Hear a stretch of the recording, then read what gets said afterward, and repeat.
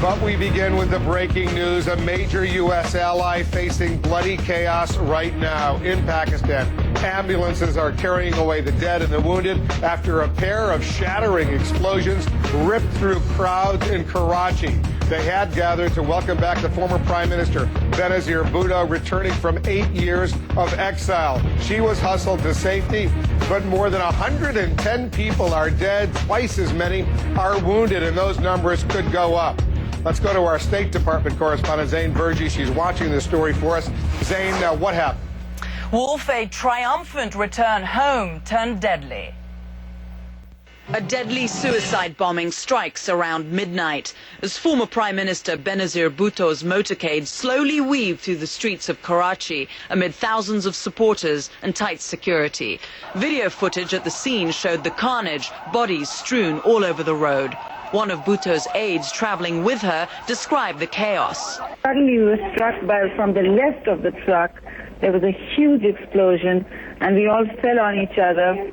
For a while we were on the ground and then we tried to stagger up and pull each other up. Somebody pulled me up and I couldn't get up. After a while, while we staggered up, we felt another shock to the truck, shook, and the shrapnel, the glass, and the fire actually flew into the truck and something set on fire. It turned out the tires of the truck and the car next to it.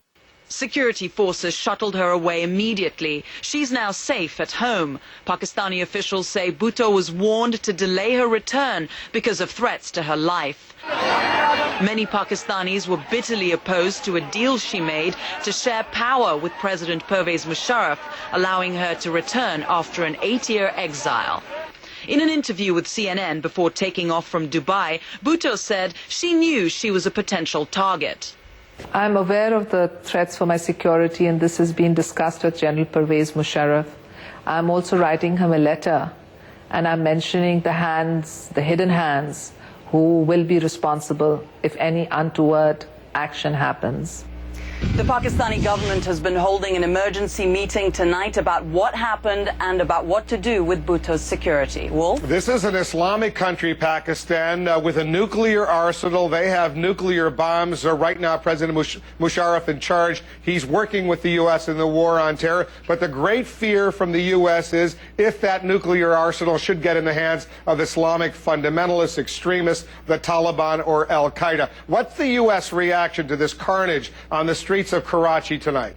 Well, Wolf, the U.S. really came out and they condemned the attack. What they basically said was that there is no political cause that can justify murder of innocent people, and went on to say that the U.S. stands with the people in Pakistan to stop extremists from threatening the democratic process in Pakistan. Wolf, as you know, the U.S. had supported Benazir Bhutto's return to Pakistan. They really see her as a moderating force in the country, and it also backed the power-sharing deal that she cut with Musharraf. All right, Zain, thanks very much. Shock and horror at the scene of the slaughter. Let's go right to CNN's Dan Rivers. He's on the phone with us. Dan, you were there. You were right near Benazir Bhutto's motorcade as these explosions ripped through. Give our viewers a sense of what you saw and heard.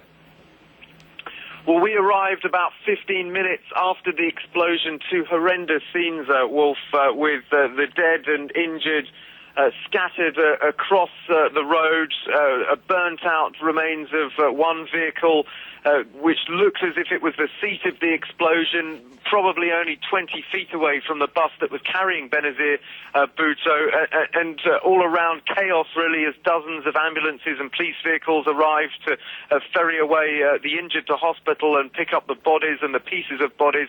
As the police tried to work out what had happened, it appears that there were two blasts. From the witnesses that we've talked to, there is talk that perhaps one was in a vehicle, another one was strapped on a suicide bomber in the crowd. Wolf? Our terrorism analyst Peter Bergen, Dan, suggests that if there were these back-to-back bombings, these explosions, that would be the hallmark, sort of the tradecraft of al-Qaeda. Is anyone taking responsibility for this yet? And what's the initial sense there?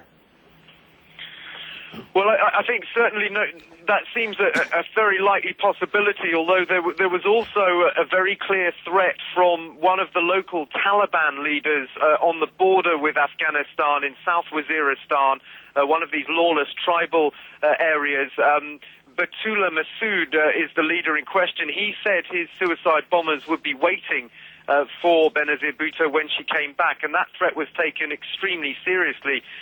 Also, the fact that her convoy was moving so slowly through the city, it presented such an easy target for the bombers.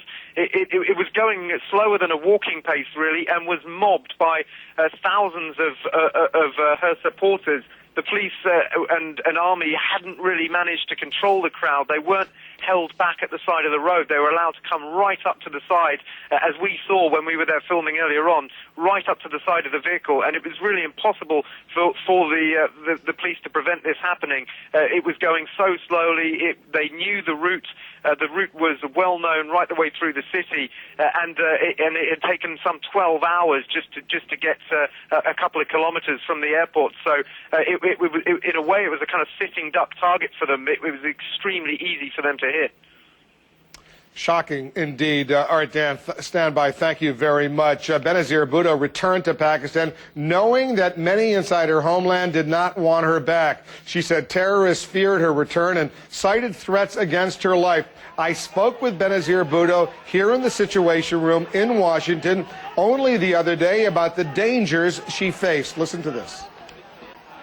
You're a relatively young woman. How scared are you, though? Because, as you know, Osama bin Laden and other terrorists, they've attacked you in the past, and they clearly would like to go after you now.